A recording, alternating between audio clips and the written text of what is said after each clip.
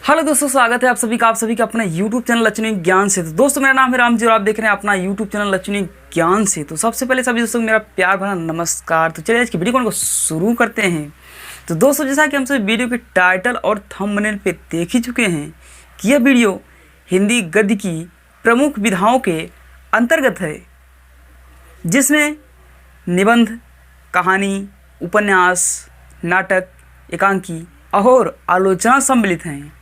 तो दोस्तों, इससे पहले हम सभी निबंध और कहानी को जान चुके हैं और आज हम जानने का प्रयास करते हैं नाटक, एकांकी और आलोचना को।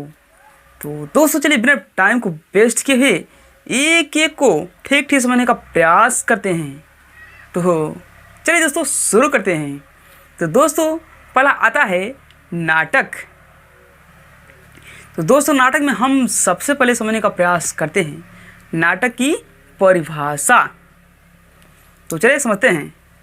तो रंगमंच पर अभिनय द्वारा प्रस्तुत करने की दृष्टि से लिखी गई तथा पात्रों एवं संवादों पर आधारित एक से अधिक अंकों वाली दृश्यात्मक साहित्यिक रचना को नाटक कहते हैं। ठीक है ना, ये तो हुई नाटक की परिभाषा। तो चलिए अब इसके विषय में और कुछ जानने का प्रयास करते हैं।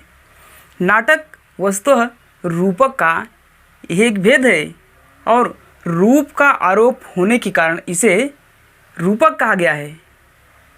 अभिनय के समय नट पर दुष्यंत या राम जैसे ऐतिहासिक पात्र का आरोप किया जाता है, इसलिए नाटक को रूपक कहा जाता है। ठीक है ना, तथा नट या अभिनेता से संबंध होने के कारण इसे नाटक कहा जाता है। ठीक है ना, तो ये तो हमने नाटक को जाना।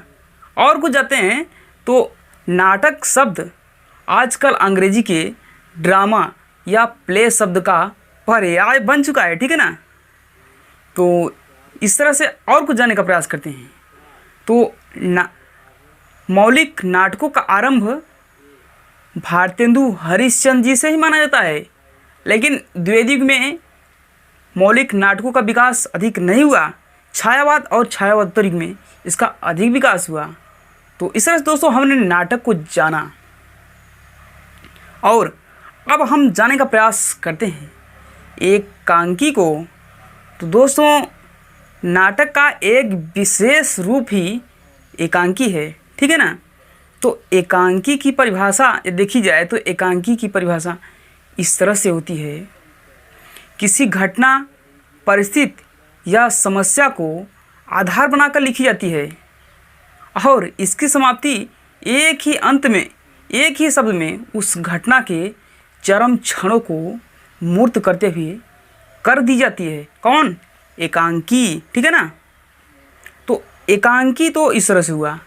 और एकांकी के विकास की बात की जाए तो इसका विकास छायावाद युग में हुआ। ठीक है ना, एकांकी का विकास छायावाद युग में ही हुआ।